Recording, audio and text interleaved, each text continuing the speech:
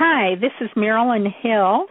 I've co-authored 3 books, Our Love Affairs with Food and Travel, Cooking Secrets, The Why and How, and Success, Your Path to a Successful Book. Today I'm here to tell you about Tasmania.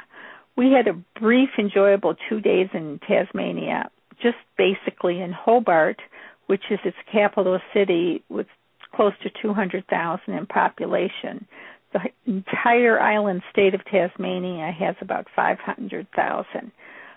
The European influence is quite evident in the city's architecture, and we stayed at the historic Islington Hotel, which was built in 1847 and located in a residential area. Now, this has been a totally restored 11-room establishment, and it has original charm with modern conveniences and everything you can imagine. Terrific breakfasts are served in a gorgeous atrium, and you can have special dinners catered in.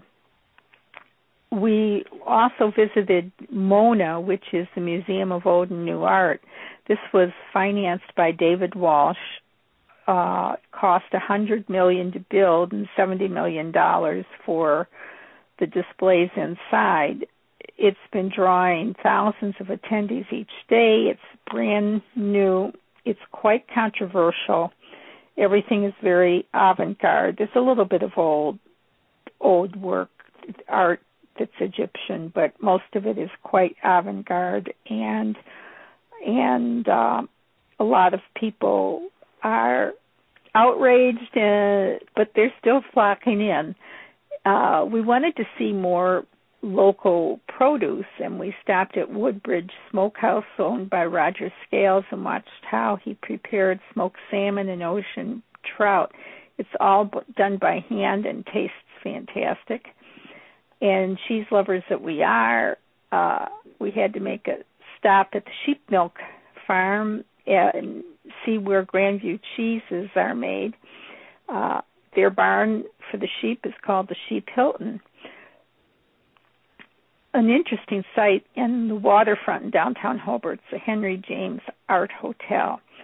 It had been headquarters for the IXL Corporation in the past and numerous ownerships, but they've gone from jams to a combination of 7 buildings that can make up this hotel. Again, these rooms are very, very nice. The hotel has its own art historian, and he keeps track of everything as they sell the art, most of the artwork, right from the walls. It just was terrific. We visited an oyster farm, and we saw how the oysters were raised from the very early levels to when they're harvested, and it takes several years. And we saw how they're tested for impurities and washed and boxed, and even tasted some. One of the things I was shocked to see and very happy is that cruise ships have started to stop in Hobart. There was a Crystal cruise ship in port when we were there, and I'm sure that's a very welcome source of income. We hope to make a return visit to explore more of the state. There's a lot to see. I especially would like to explore the spa resorts because I've heard there's a couple really great ones. But Tasmania was a wonderful experience, and we look forward to returning. I encourage you to check it out.